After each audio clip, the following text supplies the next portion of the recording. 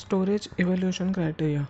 A storage unit of a computer system is characterized and evaluated based on following properties. First is storage capacity. It is amount of data which the storage unit can store. Larger storage capacity is desirable as compared to secondary storage units.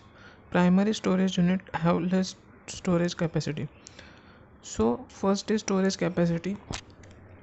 That means the primary storage has more capacity than secondary storage. 2. Access time.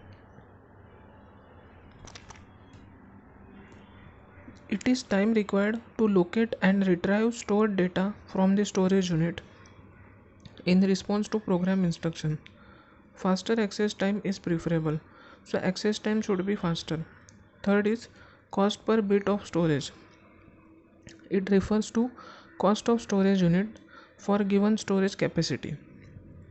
Lower cost is desirable as compared to secondary storage units. Primary storage units have higher cost per bit of storage.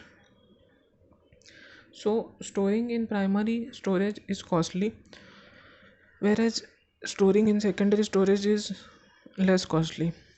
Fourth, volatile. If a storage unit can retain data stored in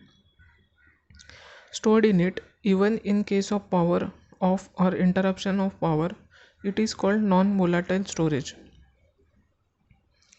On the other hand, if a storage unit loses data stored in it case of power or interrupt of power, it is called volatile storage. Fifth is random access. So volatile storage means that temporary the memory or data will be retained temporarily in that storage. Fifth is random access.